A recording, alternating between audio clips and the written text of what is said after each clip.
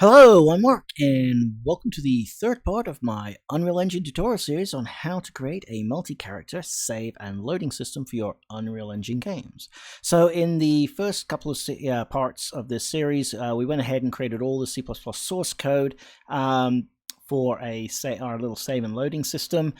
And then we went ahead into the map in the end of part 2 and went ahead and created some dummy data so that we could go ahead and start filling up the save folder. So in what we're going to do in this video is, and I'm going to be starting with the actual save game file screen first, because there's going to be some reusability here which we can do with the loading screen. So what we'll do is we're going to recreate this screen here, which is going to give us the access to seeing all of the currently saved games that are on our character, and it'll give us the ability to either do a new save like this, or we can click on one of the characters and override it with save game like that. Or you can also come in and do a delete, which will then remove one of the saves as well. So we'll have the ability to save, delete, so we'll recreate all this functionality within the screen. Alright, so as always, we've got a lot of ground to cover today, so let's get started. Okay, so if you haven't already, just make sure you do a compile on your code. That way, all that work we did in the last couple of videos will show up in the project. And so now let's go ahead and build those UIs. So let's come into the content drawer, and since this is all going to be new blueprints specifically for UI, let's go ahead and create ourselves a new folder, and we'll give it a boring name like UI, and we'll click right on it. Alright, within the folder, I'm going to create another folder for this, and I'm going to call this folder components. So this is what we're gonna have is we're gonna have screens, and then those screens are gonna be built with subcomponents. I'm a big fan of component-based architecture, as well as building things out, as well as creating reusable components that can be used in multiple different screens. So that's what we'll be working through today. So we'll be working in the components folder for the most part, and then we'll go back up to the upper folder to actually create the actual screen that it's going to reside in. Alright, so for our first component, we will be creating the save game widget. So to do that, we're just going to right click in our components folder and go down to user interface, find widget blueprint, and click on this, and we're just going to take the standard user widget. I'm going to use the abbreviation WBC. It's just the abbreviation I like to do, so that way I know this is actually a subcomponent that can be used within a larger screen. So this is WBC, and I'm going to call this save game widget.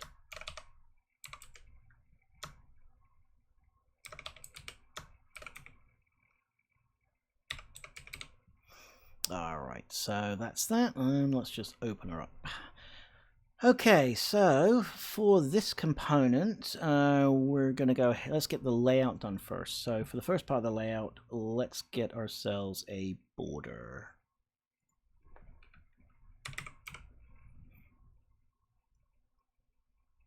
Going to drop this border in. And let's go ahead and just configure it. I'm just going to keep it white. We'll say fill horizon left and right. Standard padding looks good.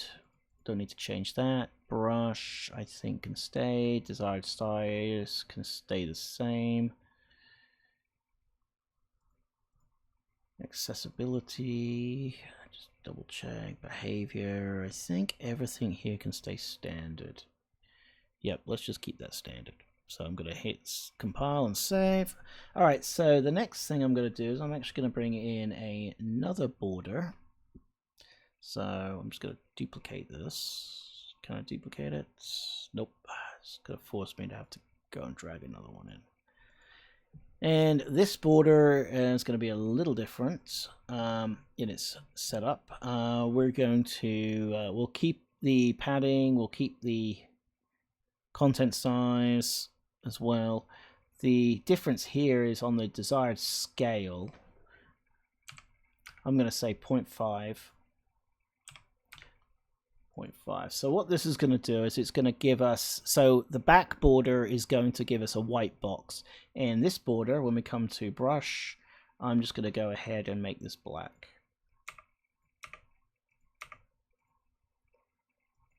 So what that does is it gives us the illusion of us having a slightly white border around this black border. And let's give the padding size here. I'm going to make this uniform.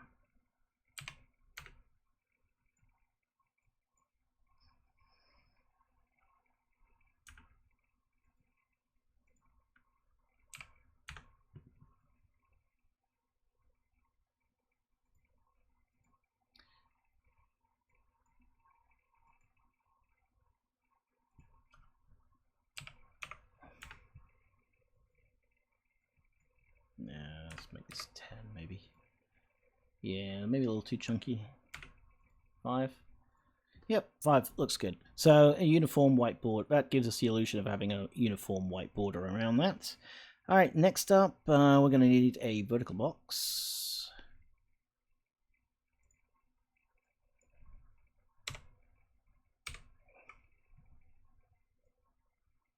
And I'm going to drop that into the second border.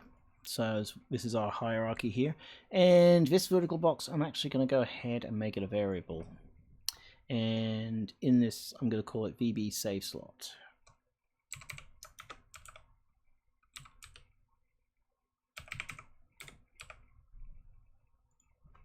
All right, and compile and save.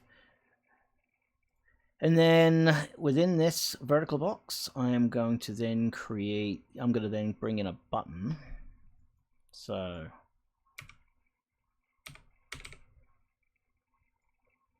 just going to drop that in. So that's going to go right across the top, and this is going to be our new save button. So within there, let's go get a text.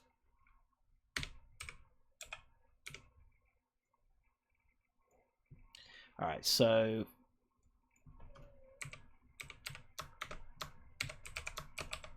I'll call that button new save. And the text, that can stay like that since I'm not going to need anything there, but let's make the color of this. I'm just going to set this to black again.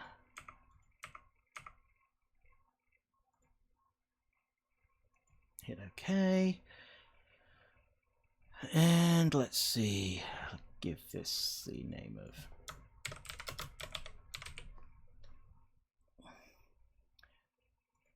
new save. And is there anything else I want to do here? That looks aligned.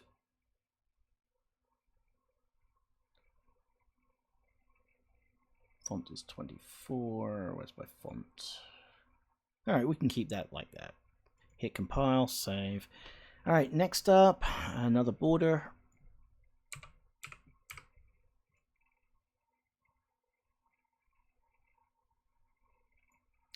Go drop that right underneath the button. And this border can be, let's see, I'm going to make this 5.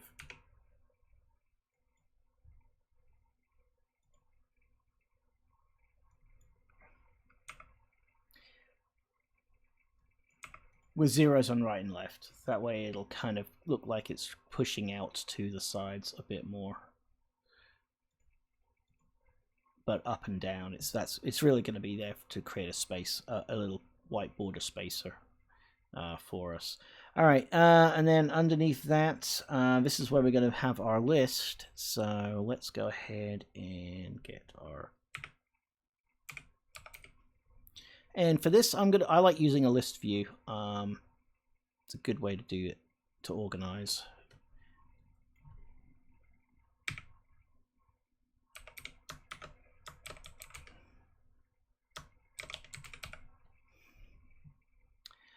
And so that's going to be our list save games. So what this is a nice widget, or a nice, it's a nice little UI widget you can use if you needed to have ordered lists of data.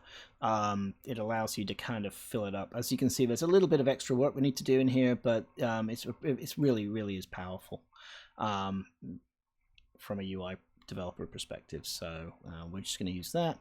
All right, so now that we've got our list view, I'm going to again give that some padding, autofill, and everything looks good there. Style, I think. Let me just check the other one real quick. Scroll bar type. I think we're good there. Scroll bar padding. Let's put a little scroll padding in there. It's vertical, single when scrolled. Don't think I'm really doing. Oh, entry. So I'm gonna add, so this is padding for the entry space. So you can do horizontal and you can also do vertical. So as it adds a new entry, if you need some padding, that way it doesn't look like everything's kind of mashed up on top of each other when we create it. As you can see, it's failing to compile because we don't have our object, but we're working our way down to it. All right, so when working with your list entries, this is where we can, so what it's going to do is we're going to need a widget with another set of, or a list widget which has which uses other widgets. So what I'm going to do here, so you can either select one if you already have one created, but if you don't have one created, you can create one by creating this little plus button right here, and it's going to tell me where do I want to put it. And I'm just going to go find our UI folder, find the components, and let's go ahead and create our save game instance widget.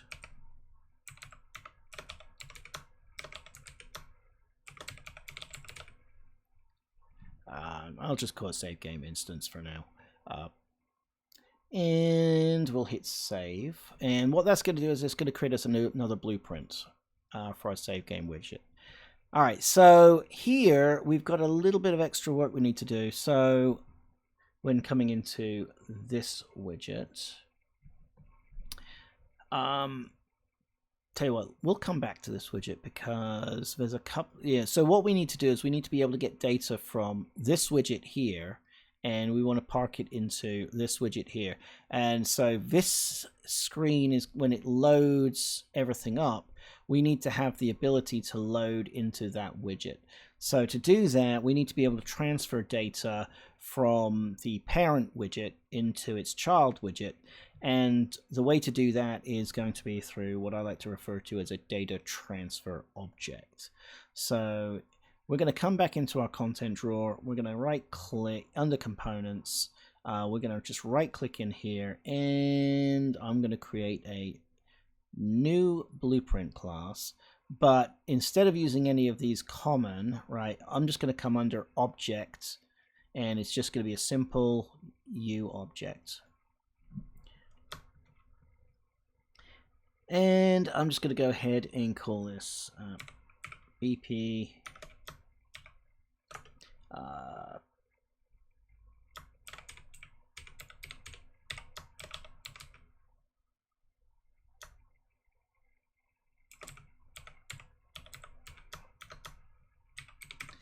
and I'll put a suffix of DTO. That way I know it's a data transfer. This is specifically for data transfer.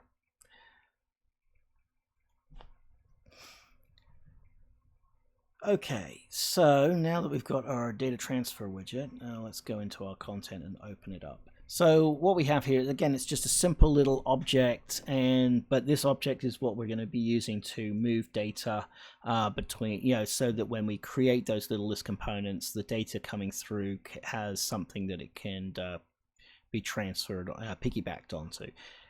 So what we're going to do here is we're just going to create, so here, first thing we're going to do is we're going to create the variable that we want to pass along, and that variable is going to be our save game instance.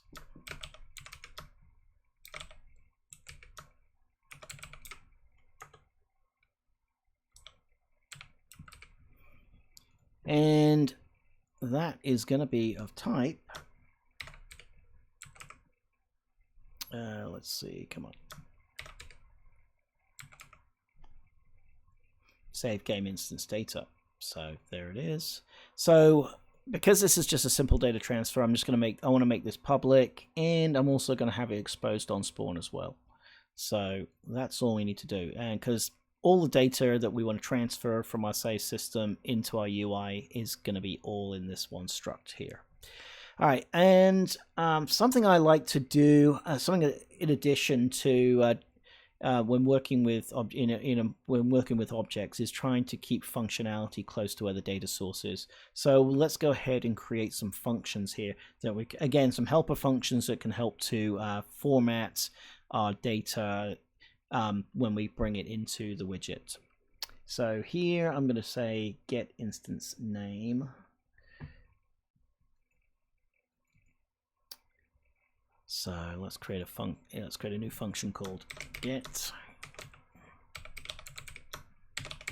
instance name, and this is going to output a text which is going to be name.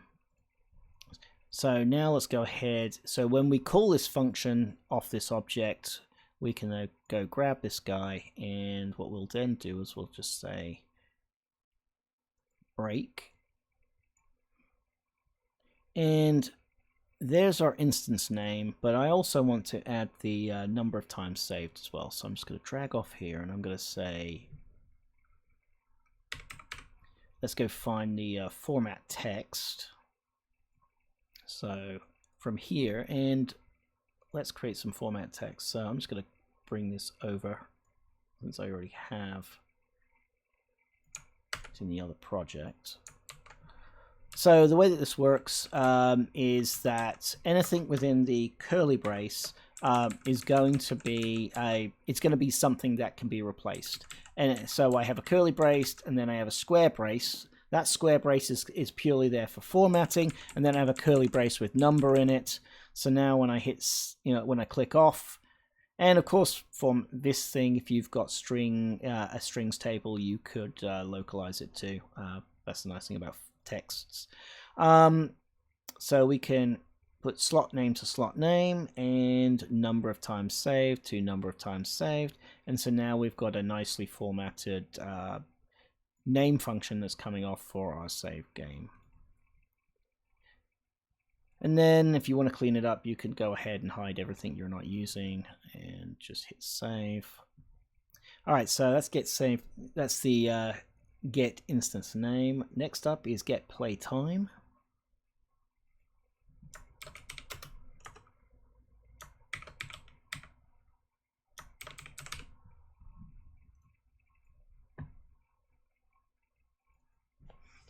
So this one's going to be a little bit more involved, but at the end of the day, we're going to be, again, outputting. We want to output a string format or a text format, so that's going to be playtime. So to do that, let's go grab our instance and say get and say break. So this is our structured data. Slot again. Let's just open this up. So here, since we want playtime, we've got this value here. So the way to do this is we need to make a time. So this is actually in second or in seconds or milliseconds, right? So what we want to do is we want to format this from milliseconds into, or seconds I should say, into a date time, or into a more representational time format. So to do that, we'll want to make a time span.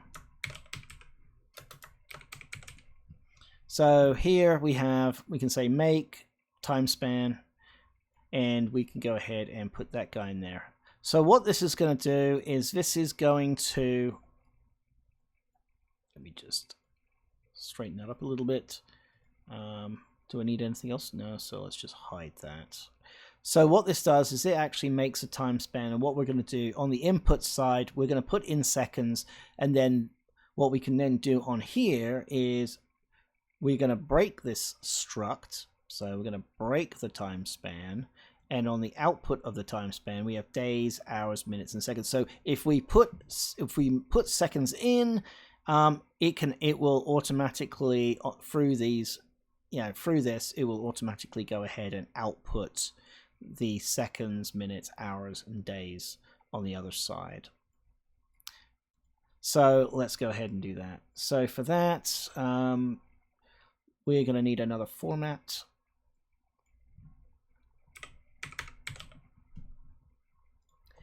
And I'm just going to go ahead and copy the format that I'm using in the other one.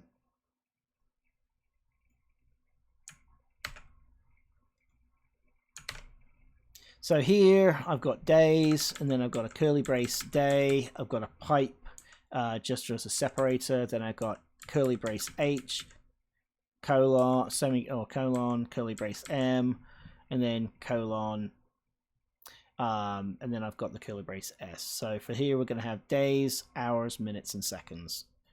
And there it is, days, hours, minutes, and seconds. So now we need to go ahead and create that. So to do that, I'm just going to drag this over and drop it. Well, I could drag and drop it, but it might be better for us to go ahead and try and format that a little bit more. So let's do that.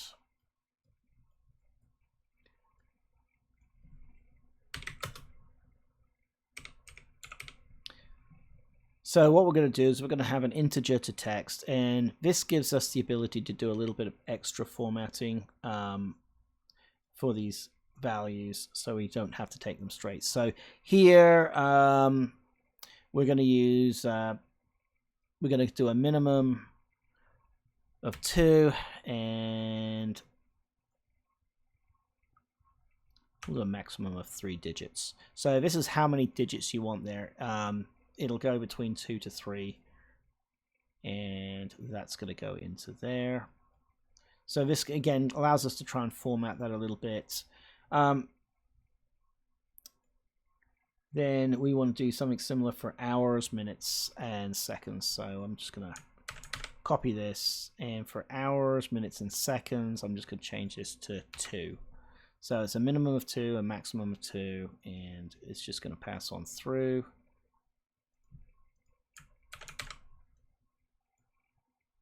I'm just going to duplicate them.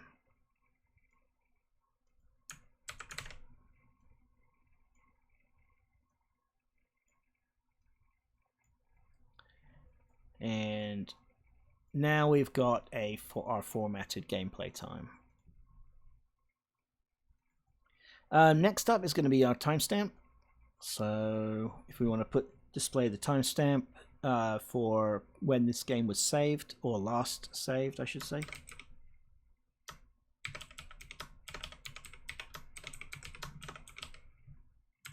So we're just going to call it that. And again,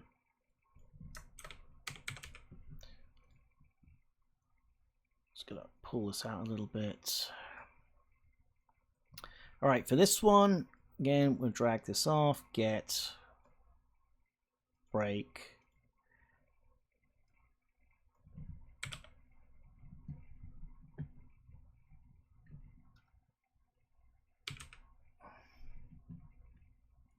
Actually, we'll say make time.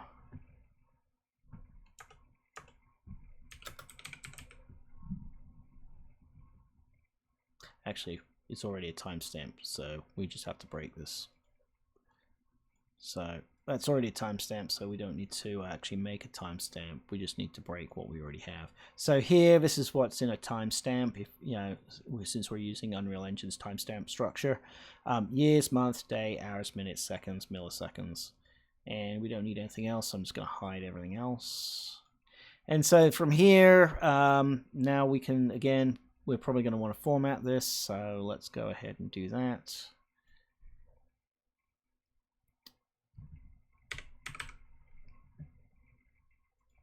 Just going to go grab this for formatting.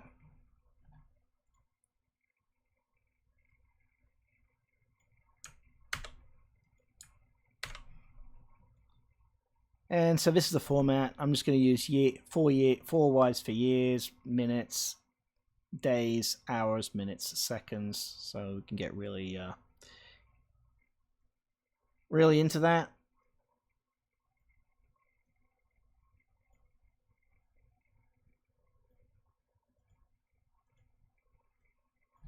All right, so now let's go ahead and I'm going to do a to text. And again, I'm doing this so that we can add some formatting. So minimum number of digits, technically that should be 4, maximum number is 4, so we can do that since we're using 4 there. So I'll go in, I'm just going to copy this. So month, it's up to you. You could go with between 1 and 2, or you could use 2. If you're using 2, then it'll put a 0 there until it goes beyond 2. Again, it's up to you on how you want to format it. And then days, I'm using the same format, so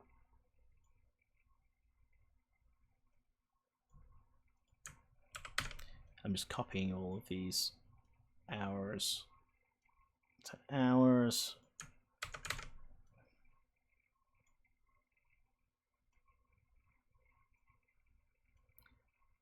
Minutes to minutes and seconds to seconds,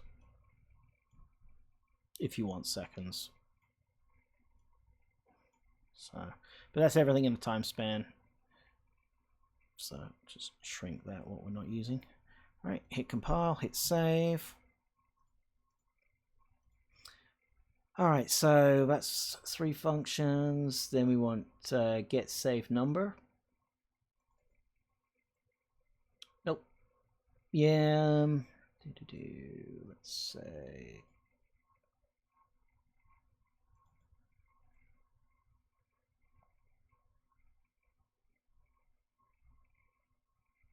Yeah, let's do that. Why not?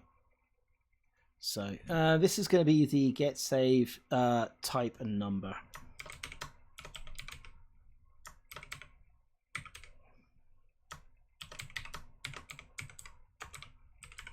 So I'm going to do that, output it. So we can do this.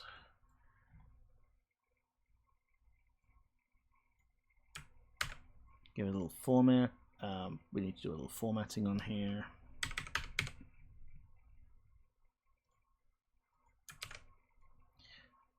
All right, so what we have is we have the type and the numbers, but our types are enums within our data structure. So what we need to do is we need to translate those enums into text. So I'm just going to come here. We're just going to say break. And then I'm just going to drag off this, and I'm going to say, I'm going to find the switch on type. So this will actually then create a switch function so that we can then figure out what we want to call, so we can give the specific name. And since I already know what this is, we're just going to put that straight into there.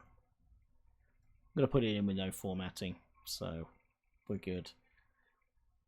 And let's just go ahead and just close that for now.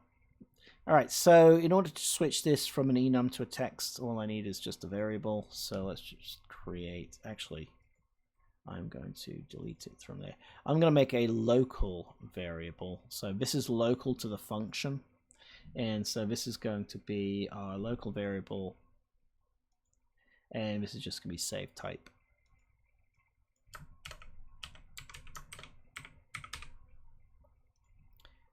And again, text. And we're just going to do a series of setting this type. So I'm going to do one for this and one for this.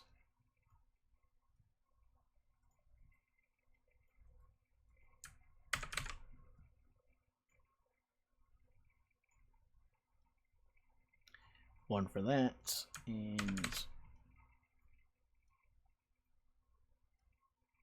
one for that, and then all I have to do is just come here, say get, and just put that into there.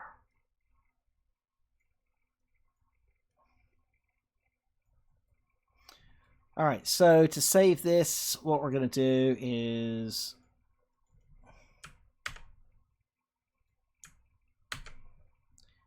we can call that save. Call it quick save.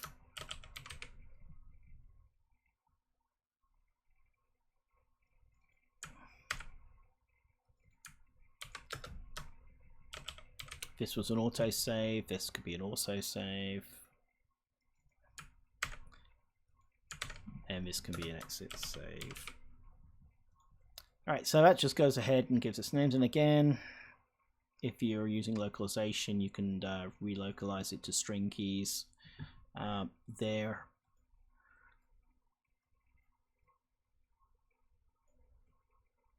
Alright, so that should be for get type and number. And I think that should do it for what we need. So we've got everything here. Let's go ahead and let me just double check. Let me see what we've got in the widget.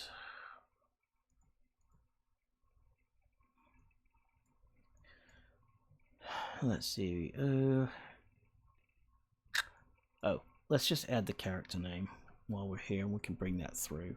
So we don't have the character name here. This is just pretty much data name. So, but we can actually pass that. We can actually pass that character name through. So let's do that. So what I'm going to do is I'm just going to go and create another variable here.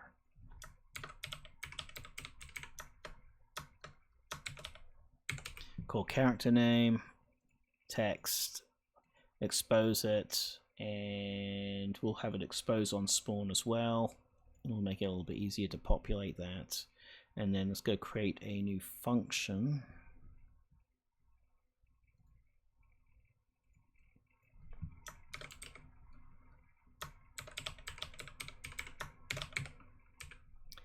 I'm just going to call it get character name.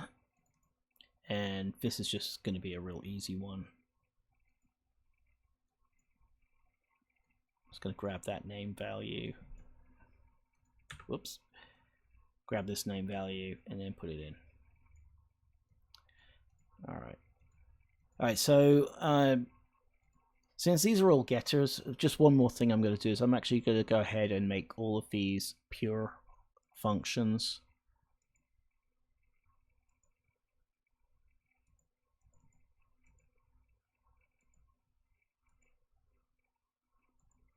So I'm just going through and reclassifying them as pure functions. By making them pure functions, it means we can just run them like this. We don't have to put them in the execution. We just call off them. All right, so that should be it for the data transfer object. So now we can go. Let's go back to our save game widget.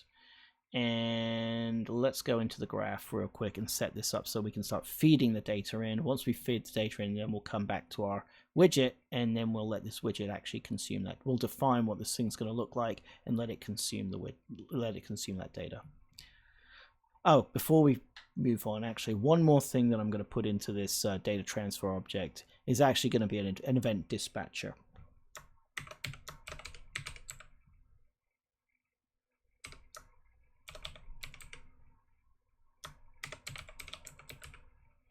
So on all of these where they're passing information in, if there's a selection process, right, we're going to create a dispatcher so that when you select it, that should then bubble back up to the parent. So that's what we're doing. So we created this onSelect dispatcher, and then over here under details, we're going to come onto this plus button, and I'm going to hit new, and then we're going to pass back a parameter, and the parameter we're going to pass back is going to be the selected instance.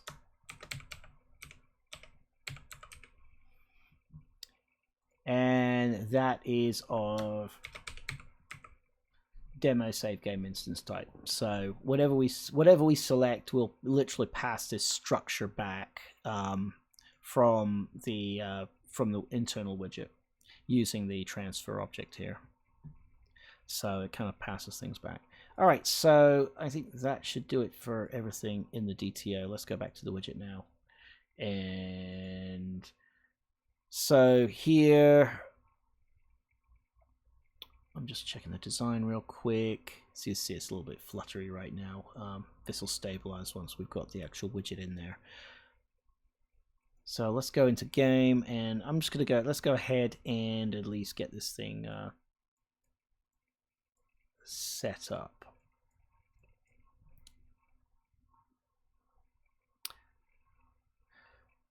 All right, so the first thing the first thing we need to do here is we need access to our save system. Our save system is in the game instance. So what I'm going to do is I'm going to add a event on initialize.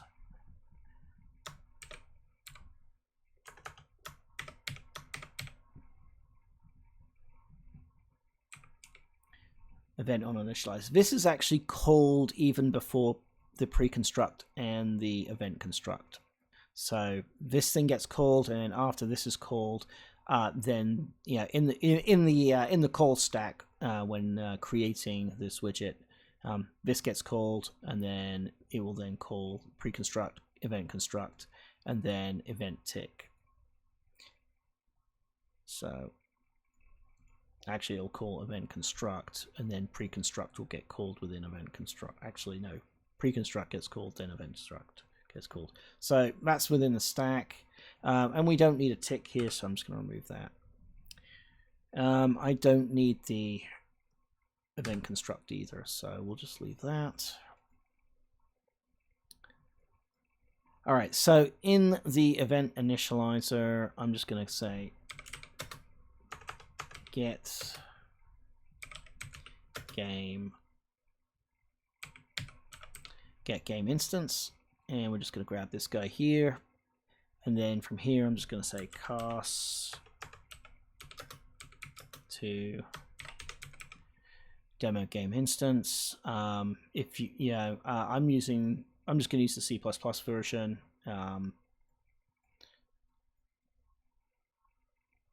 But if you want to use the Blueprint version, you can.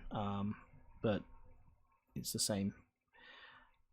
All right, from here, let's go ahead and promote. Actually, no, we're not going to promote a variable. We're just going to say get save system, and I'm going to run the function. And then from here, I'm going to then say promote this one to a variable. And let's give this a name.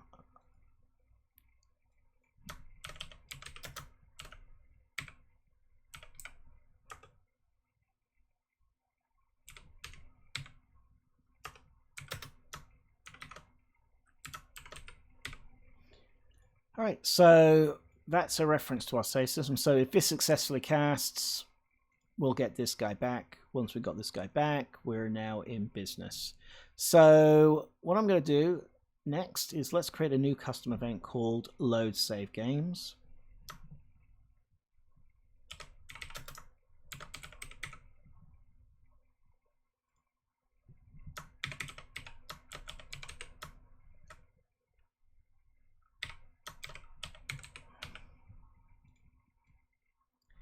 And from here, we can go ahead and pull our, okay, so we have our list of save games. So this is the list object that we've got, that we created over here, right? And so the first thing we want to do whenever we load anything in here is to clear out any existing data. So let's do the clear function first.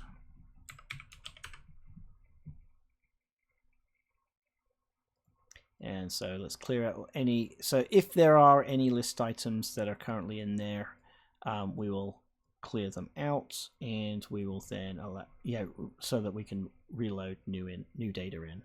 Then I'm just going to go grab this guy and just make sure that it's valid.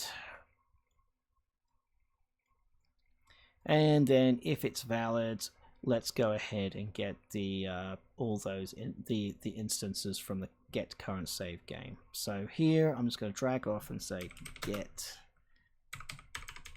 current save game row, and we're going to come off here and let's break that.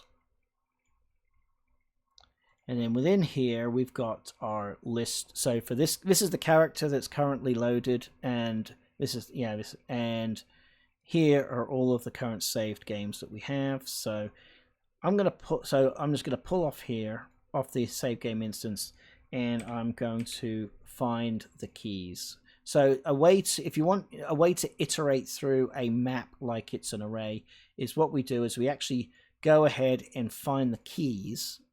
Right, and then when we find the keys, we'll actually iterate. We'll actually iterate over the keys to actually, and then that will then go back to find the actual thing out of the map itself. So let's do a for each loop on the keys, and from here, then now we can do a find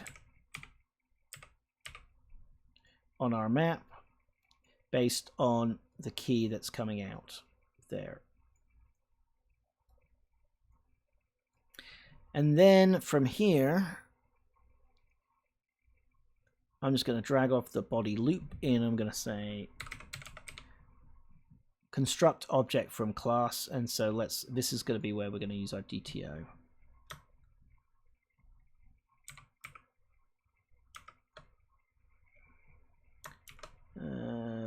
Let's see, save, what did I call that? Selected. There it is. And because we click the expose on spawn, these are the two things we have. So that's going to go there, and our character name is going to go into there. And that's all we need to do there. So I'm just going to go ahead and just hide those, kind of clean that up a little bit.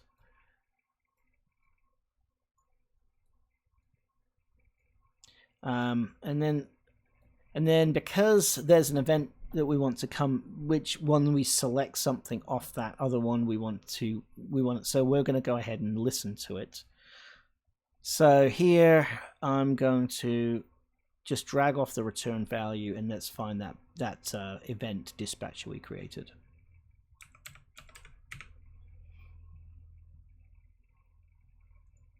So there's a dispatcher,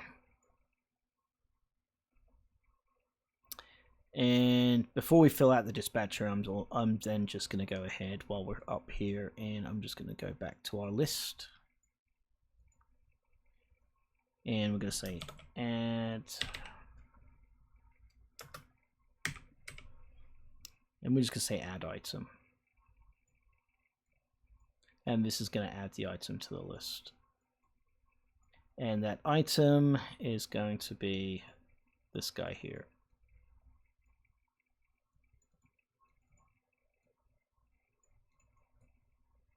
And that's all we need to do to add onto the list. So we've got this little object, we put our information in the object, and then we just go add that object onto the list, and this list will then create a new widget with this object to use for its data. So next we need this event dispatcher. This event dispatcher is going to be on select saved instance, so let's do that. And I'm just going to use the create event. Let's go ahead, create a matching event.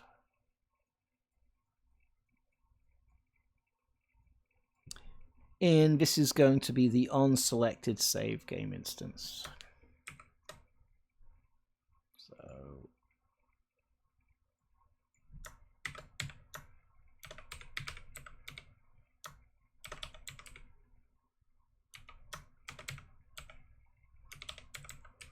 So that's our event, and the nice thing about this is because we're binding on this event here, when we create this, it's automatically given us the passback variable for us.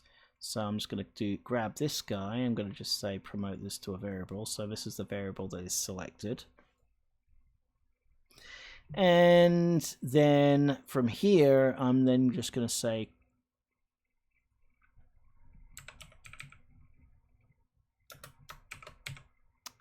do I have actually nope. Let's go create a new dispatcher. So in this component, I'm actually going to create another dispatcher. So if we go back to the designer, right, this designer is just a component, but we want to have the ability to have a save button and a delete button. But on that other screen, I might want to have it so that it shows up when I select, but it stays hidden when I don't. So to do that, I'm just going to create I'm going to solve that by having a little dispatcher. So as soon as something gets selected, it'll open up an option on the screen. And I'm just going to call this on show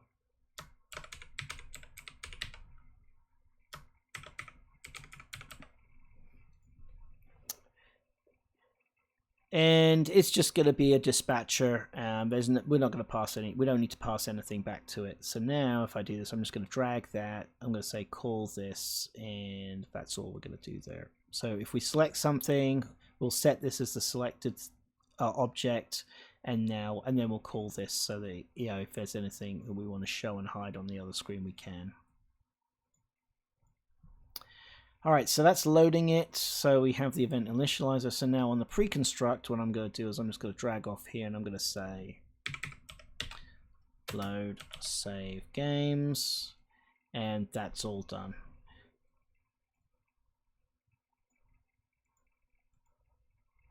All right, so the initializer, the pre-construct, we have our load save games function or event, which is there, and then we have this dispatcher. So the next two things we want is we're going to create a delete instance and let's get the delete instance next. So we'll show you how you can delete it. Then we'll do the overwrite, the save, and then we'll do the new save last. So the delete and the overwrite, while they're going to be called from the next screen that we're going to be building, which is going to be the parent to this widget. I'm just going to put the functionality all in here, so it's the same. Yeah, that way if you wanted to have different layouts, so if you were kind of coming from a different screen or a different place, you could actually have different layouts, but it's the same widget, and you can reuse the functionality.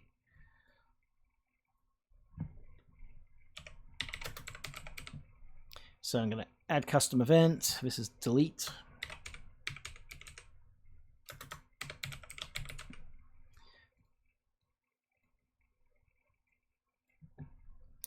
So again, let's make sure that we've got a valid.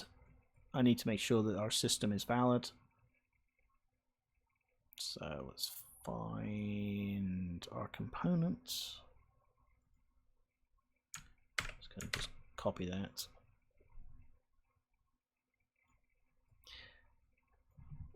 Is valid.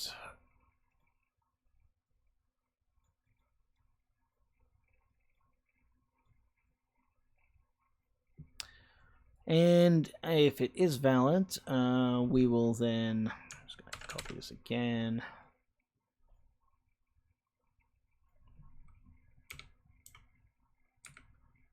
I'm going to run the try delete save instance. So that's the guy here. So this is the function which we when we were writing our C++, this is going to be how we can delete an instance. So that's again reusable code.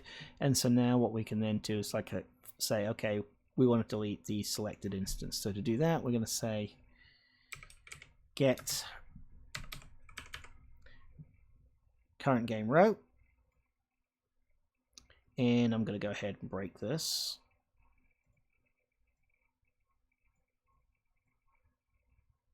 And so we need the selected game key, right? This is the game key, and that is the key that is coming from the game that we just selected, or the current game character that we selected. So that's our key. And then we need the actual slot, and this is going to come from the selected instance. So I'm going to break that, and then there's the slot.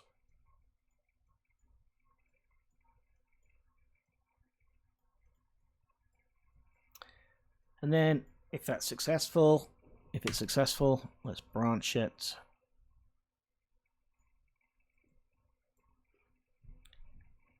And then I'm going to say load.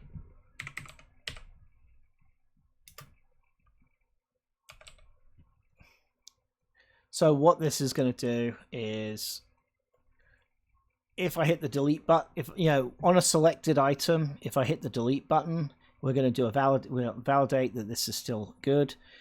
We're going to say, because this is in the context of this current row, we're going to pass in the selected game key. And then from here, we're also going to then pass in the slot. And then, so this is going to validate this row is still valid. It's going to then go ahead and validate that this slot exists. And if this slot exists, it will then blow it away.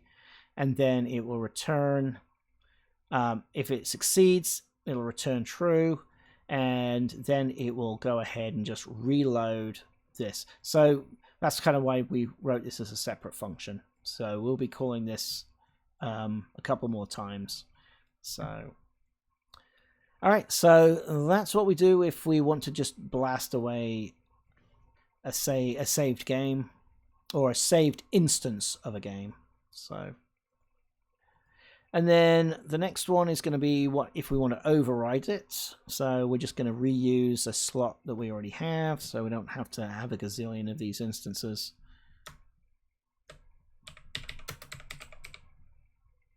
So this can be add custom event.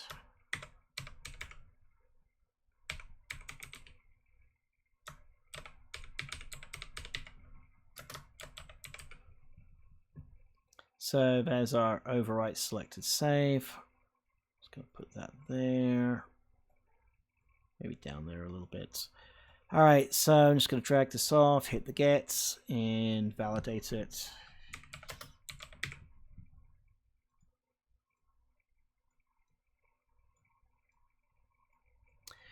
And then from here, we're just going to do an update of an existing slot. So we're just going to say, we're going to call the update current save game. So again, we wrote this as a prepackaged function within the save system code. So again, we don't have to write all that complex logic out here. It's already there for us. So then this is the one we selected. And I'm just going to go ahead and say break. And we just need the slot. So again, we want to validate the slot that we're going to be saving into, and this slot, so this is the slot that we want to save into it. So we're going to put it in, validate. If it's valid, then it'll go ahead and update the information first, and then after the information has been updated, we're then going to do the call save game. And then this will allow us to save the game in the context of where we are. So, and again, we're just going to go ahead and put slot ID in. We're going to run this save and continue, and we're going to do this asynchronously since it's save and continue anyway, so it should already be async. But we're just going to just double validate it. Because the async is called earlier on, or determined earlier on, and not necessarily here, what we're going to do is we're just going to say you can have the, if you wanted to, you could override it and call it in a synchronous manner by just doing that. But we're just going to go ahead and make sure we check the async. And then, like in deleting, we also want to refresh the data in the list. So we will then call a refresh and reload. All right, so that is for overwriting. So now this is going to be on creating a new. So with that one, we have that button. So if we go back to the designer real quick, we have this button up here. So when that button gets clicked, so I'm just going to hit the click, that's going to give us a new event here for the button save. Again, double check, make sure no pointer's got obliterated.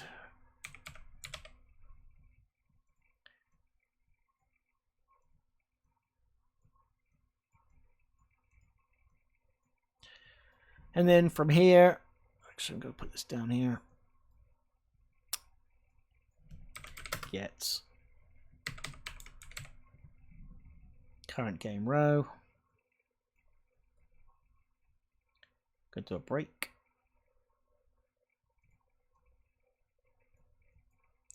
And from here, I'm just going to go drag a new copy of this.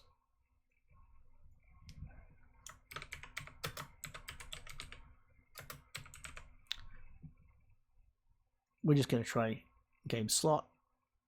So this is the same process that we did in the last video on the map.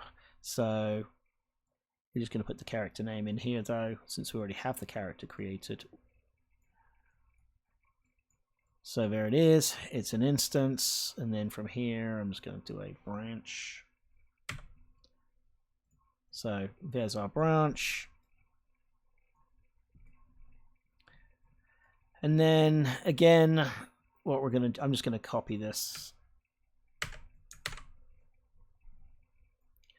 If this is successful, right, then I'm going to put that in there, and I'm just going to hook that up. So if again, call save game, do the slot, do the instance, and then this will save the game in the context of where we are. So again, so whatever map is currently open, when we decide to open this screen and say save, it will go ahead and save that game in the context of that map and any updated information that needs to be there. All right, so let me just double check, but I think that should cover everything for this widget. So now that we've got this widget all done, let's go back to the list widget, which we have yet to define, and we'll go ahead and define that now.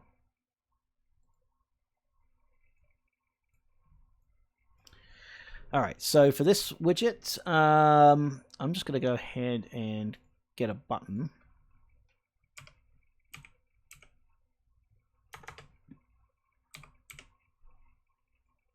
And I'm going to drag that down there. So I'm going to use a button and desired on screen for now. All right, so for this button, I'm just going to call this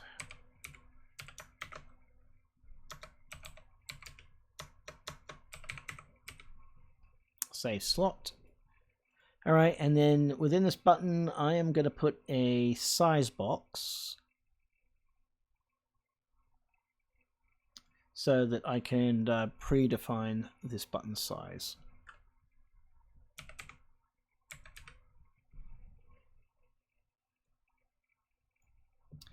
All right, so there's our size box. And then within this size box, I am going to set the padding to 5. I'm going to make this size box left aligned, center aligned, and width override.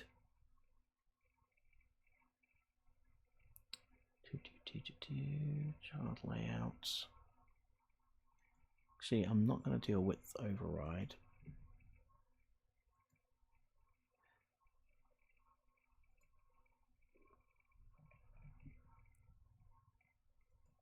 Because I can get that size, I should be able to get the size from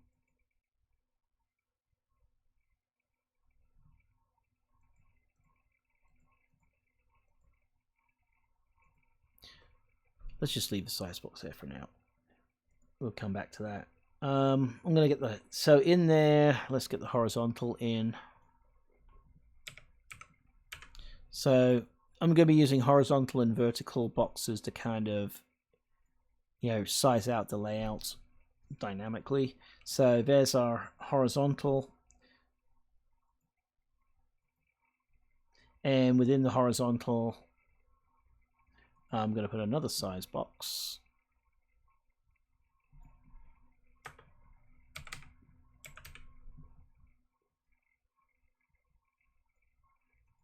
And that size box, I'm actually am going to go ahead and override, and the first box is going to be 600.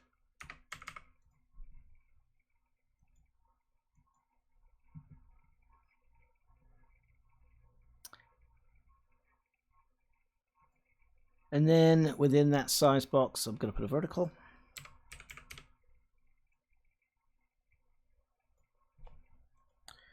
And then within that size box, I'm going to put 2 text boxes.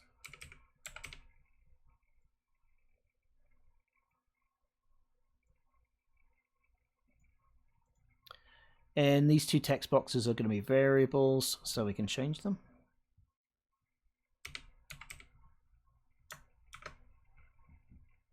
I'm going to call this txt name. And then the second one will be save type and number.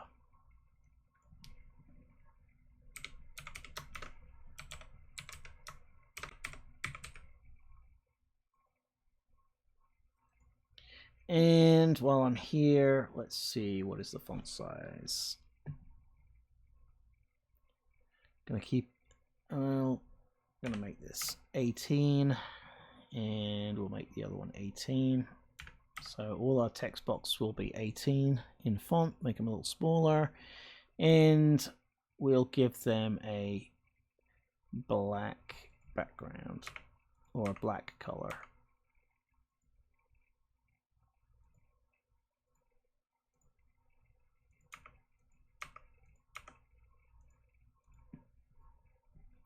All right, so there's our text. If we wanted to, we could put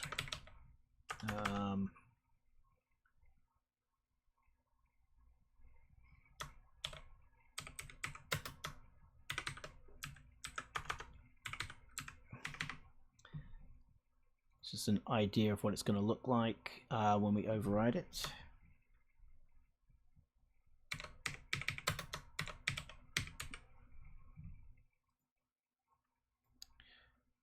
All right. How much padding do we have? Size box.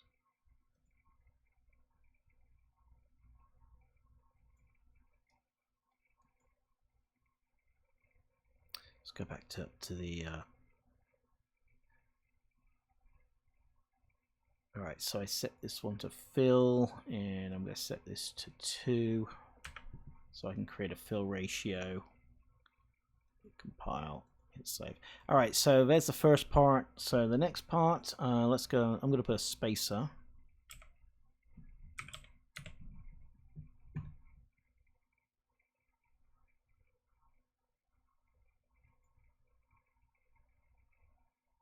And that spacer is going to go into the horizontal box. So we've got 2 vertical, we have a horizontal, 2 vertical. That way we can vertically align these. That's fine there. And then we're going to have a spacer, so we can create a little bit of separation between the time block. And that size is going to be on the X, and it's going to be 10. So that gives us a little bit of a space buffer. And then after that, we'll put another size box in.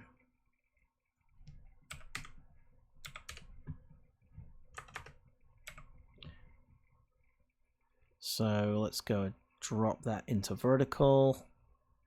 Nope, nope, nope. We need to drop that into horizontal. My mistake. We're done with that vertical. So now we've got a size box here. And this size box is going to be 400. So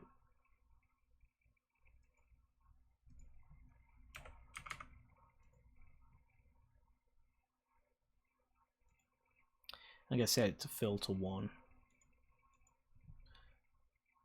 And then after that, we're just going to drop get 2 more text box. So I'm just going to go ahead and say duplicate. Actually, before we do that, let's go get a. Actually, I'm going to just go delete this.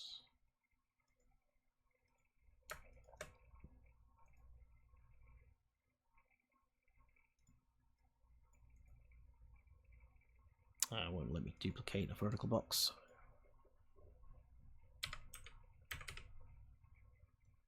All right, well,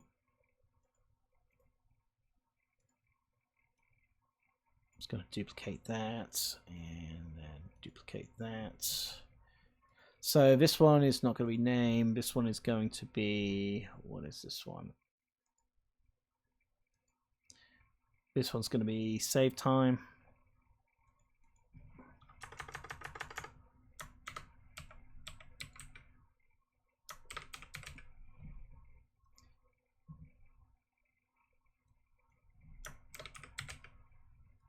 And the other one's going to be, I think,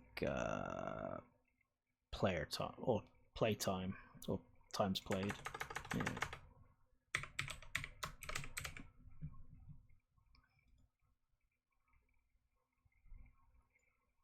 Oh, no. This is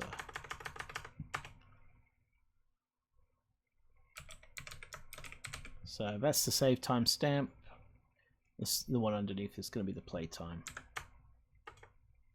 or time played.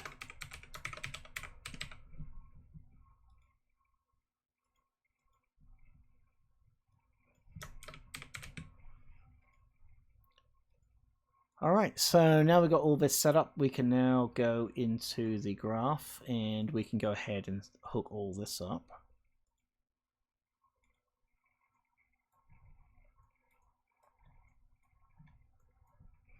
So to do this, we don't need any of that.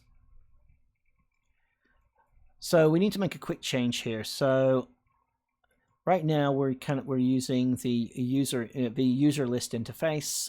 Instead, what I'd like to do is I want to change this to use the object list entry instead. So to do that, we're going to go onto class settings, and we should be able to go down to, was it class defaults? I think it's settings. Yeah, class settings. Close that. Imports interfaces. So right now you can see it's using this user list entry. I'm going to take that off because I don't want to use that. Instead, I want to use the user object list instead. So I'm going to convert it to that. So now we've got this. I can now come up here, and there's this new on list item object, which is this is the one which we want. So what this does is that it listens every time when this gets created. It's going to then trigger this interface, which will then fire an event, which will then say, okay, now it's time to load the actual data into the UI. And that is going to be based on the object that is coming through. So if we come here and we go up to here, right, so what we've done is we've created this object, and then that is the object that we're passing into this list save game here. So this object gets put in, it's now going to fire this event, and then from this event we now need to do print out the data to create that. So from there I'm just going to drag off and say cast, actually I'm going to say BP, cast to BP selected. Here's our data transfer object. So now this is the object that's got a lot of data in there. Just going to drag this off, say promote to variable to make it a little bit easier. Just going to shorten it up a tad. And then from here we've got our texts that we want to set up. So I'm just going to go ahead and grab this. Let's see.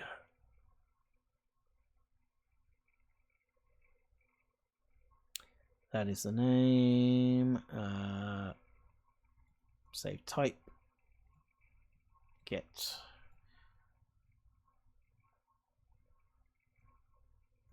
Get and get.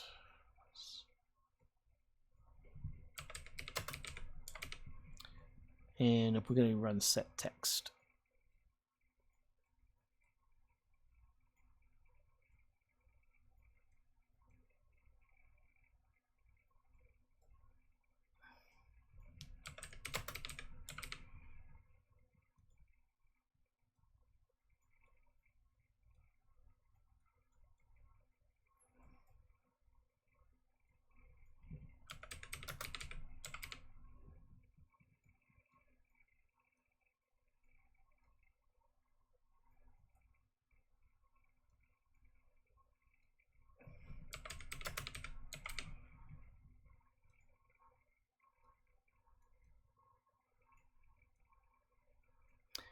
All right, so now we've since we've got all the functions on here, we can now use those functions that we created. So get character name, so we could just go ahead and just call the function, just put that right in, and then that will give us our formatted information. So there's the name.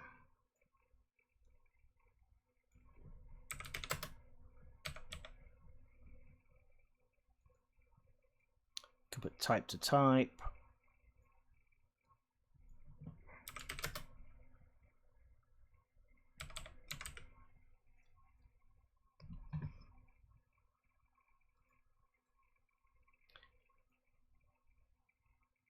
This is the last saved, and then I think we've got our, let's type a number, get playtime. Yep.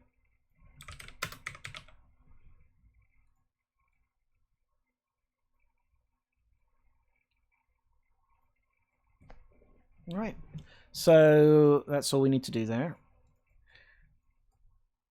on that call. And then here on the button click, so let's go ahead and get our save slot button on the click. What we're going to do is we're going to then take the transfer object, which is this guy, and we're going to tell it to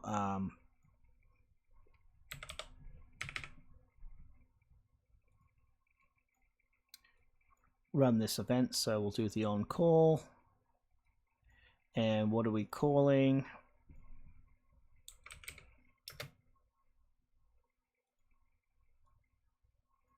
It's just that object.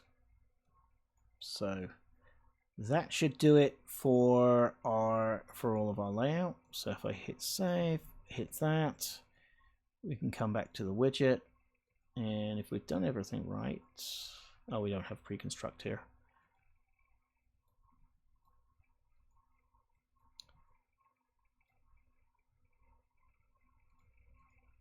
We should have our, we've now got our widget, which now has our data values in it. We've got the list. Everything should be set up. So now all we need to do is go ahead and create the host widget for this little save widget here. Okay, so to create the parent screen, let's just go back into our content drawer. I'm just going to move up to UI now. So we're out of components. This is going to be our parent screen. And I'm going to go to user interface again, blueprint widget. We want the common user widget.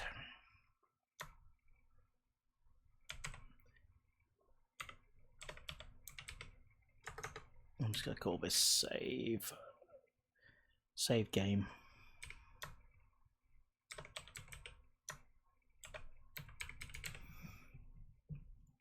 All right, so now that we've got this, let's open this up. All right, so this is the parent screen. So we've done all the hard work. So this is just going to really be a button container for our main widget. So for this, I'm going to use a canvas panel. So since this is going to be taken up, we want this. The idea is this thing's going to be the thing that's going to take up the full screen. And blot out the back. So we're going to have a canvas panel, and then I'm just going to use a blur effect.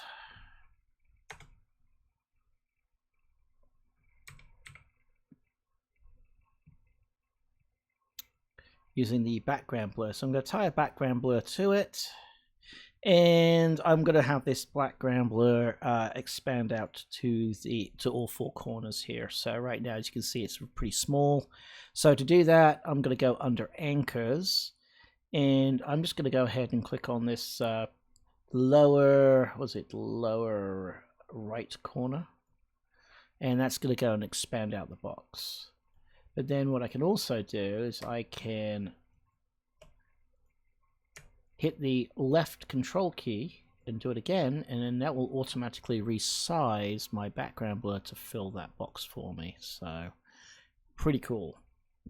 All right, next up, we're going to need some text, I guess, so we know what screen's on here. So to do that, I'm just going to go grab the text and drop that into here. And for that, let's see, what does our anchor on the text look like? I think for this, we can keep it up in the corner right now. And I'm just going to go drag this to about there. Looks good. Let's go ahead and I'm going to give it some text. And let's see.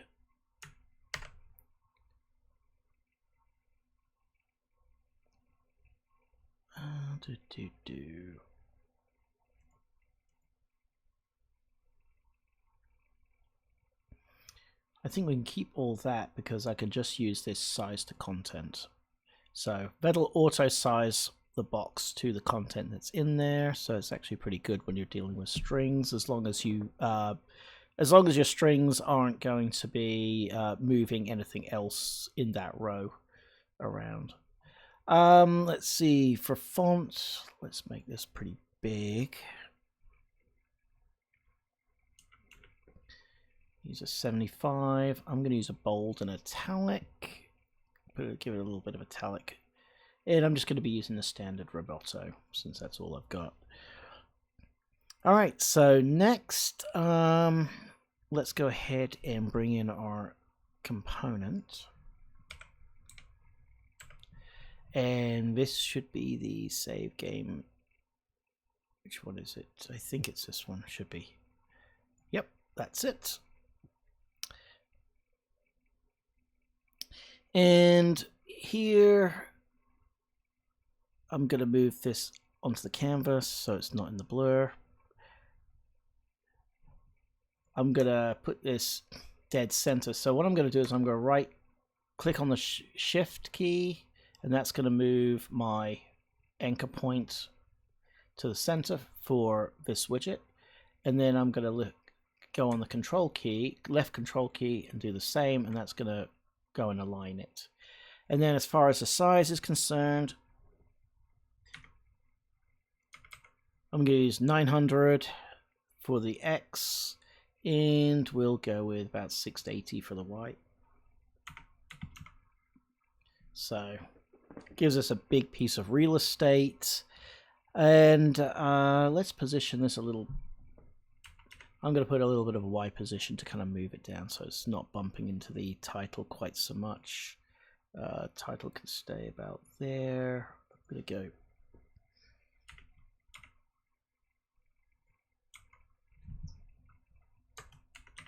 We'll go 50 and 50 just to kind of position that a little bit. So it's like 50 and 50 off the border. It's 50 and 50 off this anchor. So when dealing with these positions, everything's relative to the anchor point. So if the anchor was on the other side, this would have to be negative because we want to come the other way. But since it's on if it was on the right side, so it's on the left side, well, everything's positive.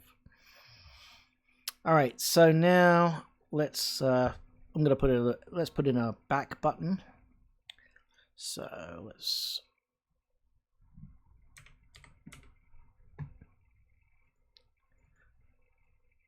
And I'm going to drop that on the canvas panel too. And I'm going to have the back button.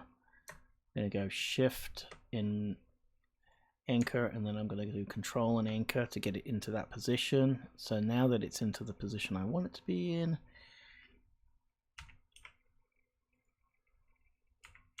I'm going to use a 50-50. And because, again, because this is in the, in the bottom, we need to use a negative to kind of shift it up. So in relationship to this direction here is considered positive. This is positive, this is positive, this is positive, negative, negative, negative. Well, this is negative, negative, this is positive, negative, positive, positive, positive, negative. This is positive, negative in relationship to that.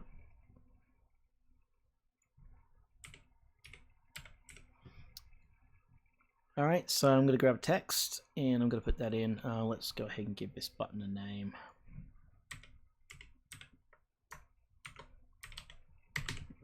So it's just a back button, it'll just close the window when we're done. Alright, and then the text. Let's see, hang on, before we do that, size the content again, so it'll size it to the text. And then in the text block, I'm going to say, we'll keep it 24, Roboto, let's make this black.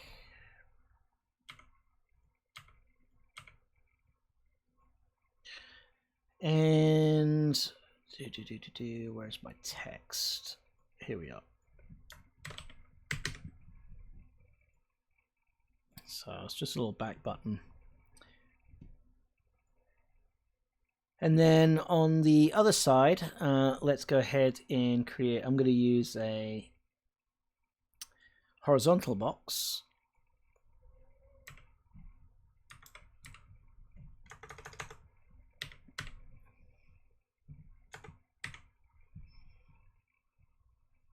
Again, drop it onto the canvas panel.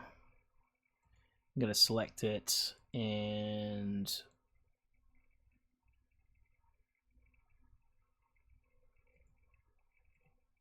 I think for this one I am going to go ahead and select it, and for the anchors I'm going to anchor it to the right lower corner. So do it once, do it twice. Let's give it a negative. I'm going to give it a negative 50 and negative 50, so it's up and out.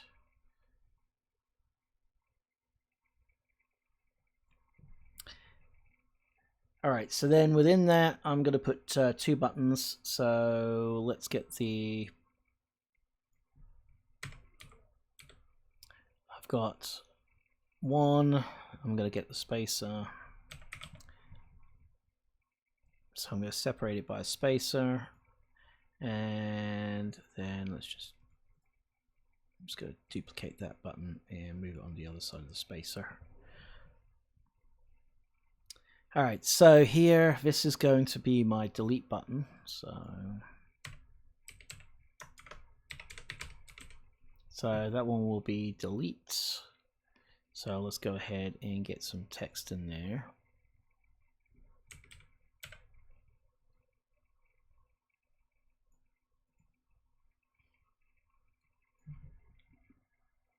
I will leave that because it's just static.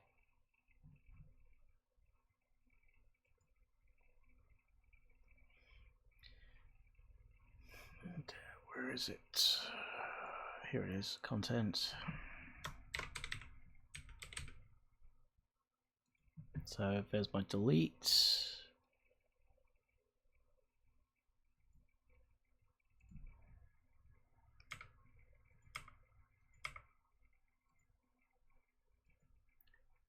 And I'm going to go back up to the button and just say, where is that?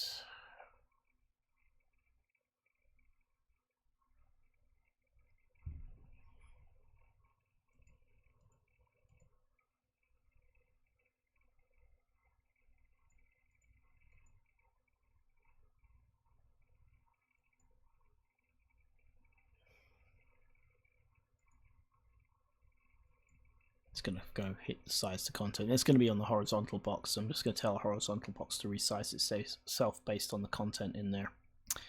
So it's not on the button. So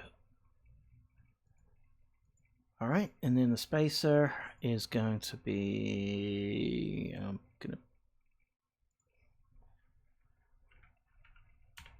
to use 20 units. So we've got a 20 unit space.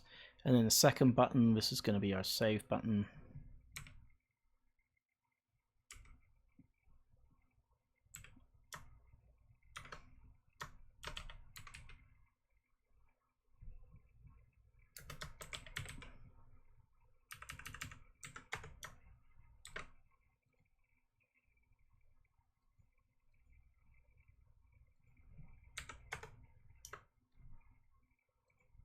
And we need to add some more text in there.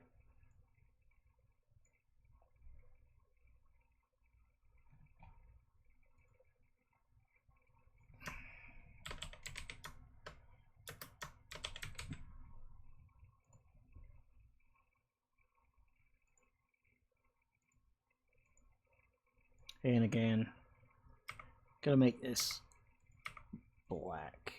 Alright, so delete, save game. They're kind of auto-sized a little bit. Maybe we can kind of...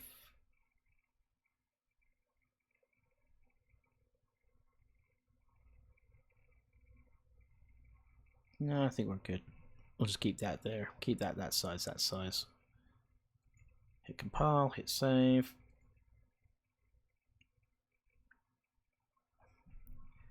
Let's go check the horizontal.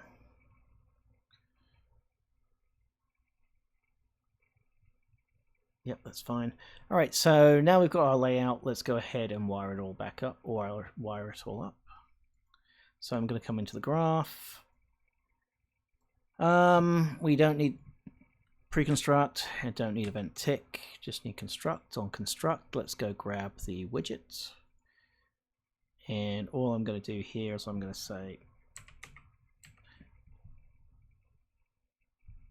bind on show select.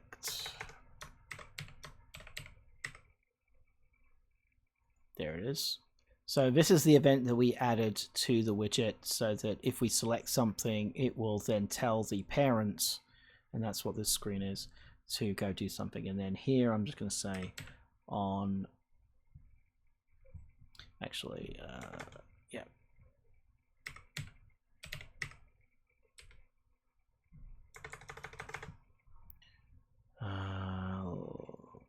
Add custom event, here we are.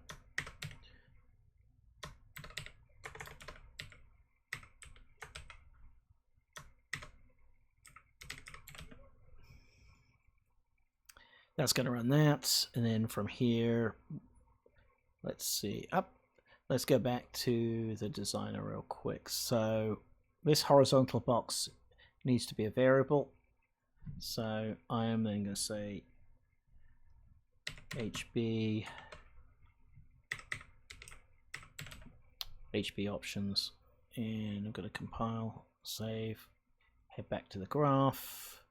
There's my HB options, and then here I'm just going to say set visibility to visible.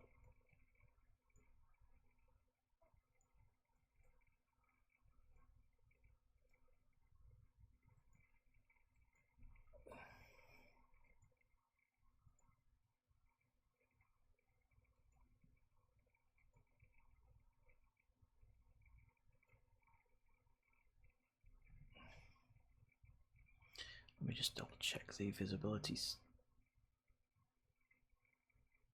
That is, okay, behavior, advanced.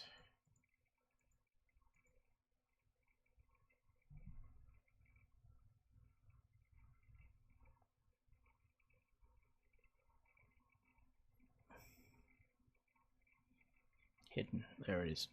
So I'm going to set this to hidden. So by default in the start state, it will start off hidden, and then we will open it when it's selected. All right, so that's on event construct.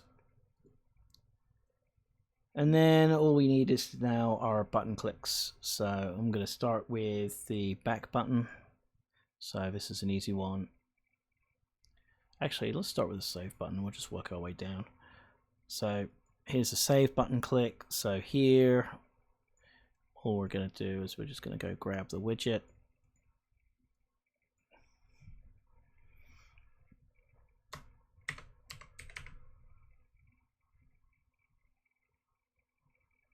And find the overwrite save select event on the widget. So that's all we need to do there. We've already taken care of that within the widget. And then the next one is on delete. So we'll hit that one. So if we delete again, we already have the functionality.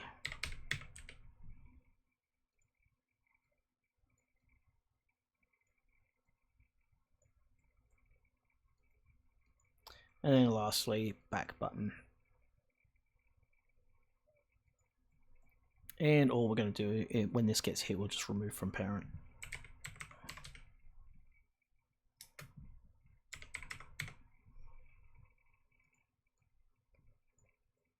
All right, so that should do it for this screen. So now we can go ahead and tie this into our character, and then if on a button press, we should be able to open the screen up with the widget. So let's go do that next. All right, so to do that, let's go into our content drawer. Let's go find our third person character. Let's go to blueprints and let's open this guy up. All right, so I'm just going to do this off a debug key for now. We can make this look a little bit better later on, but for now, let's get a debug key.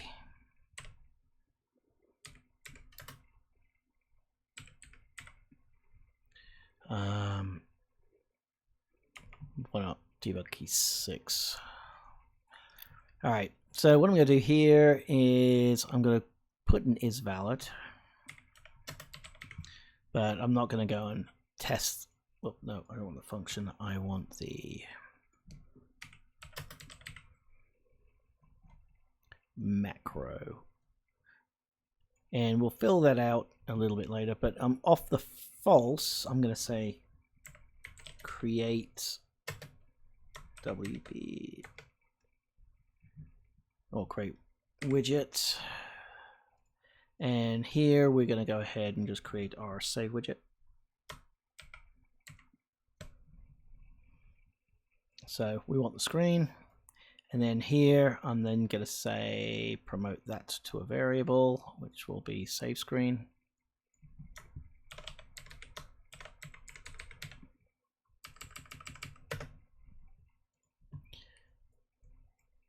And now that we've got the save screen, I'm just going to grab this. I'm going to do a get. So what this is going to do is, if this has not been already created, what it's going to do is it's then going to go through the creation process. Otherwise, if it has been created, then we're just going to go ahead and open up the screen. So to do that, I'm actually going to write another function real quick just to do the opening part. Actually, you know what? No, we'll just go ahead and just add it to the viewport. We should just be able to do that. Again, this is just for debugging purposes. So from here, I'm just going to drag off the pin. So add to viewport. So again, if this is already being created, we'll add it to the viewport. I'm just going to break this link and get. So again, it's going to come down, it's going to create it, and then what it's going to do is it's then going to use the value here.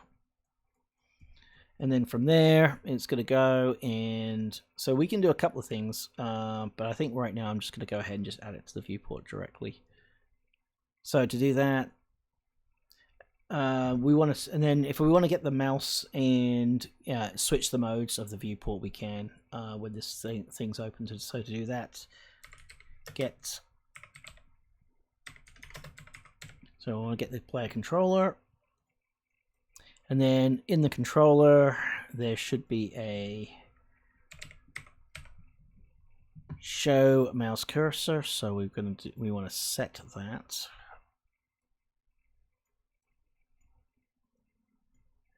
and we'll give it a check. And from here, we should then say set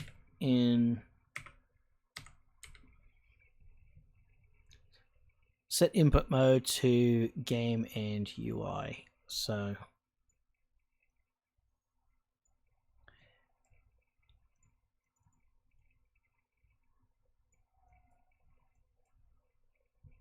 and that's all we need to do there. I'm just going to hit save, and then I'm just going to copy this in. I'm going to come back to the save game screen. So, and then what I'm going to do is I'm going to reverse the operation here. So when I hit the back button, I'm going to turn that off, and then I'm going to switch the game mode.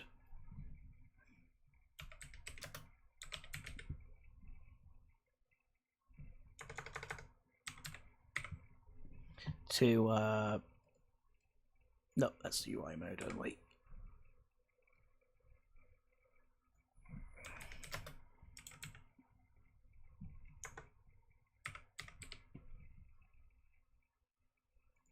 To game mode only.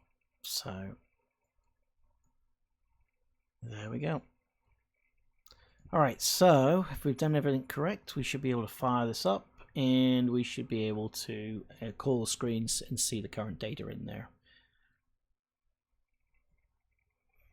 All right, firing it up.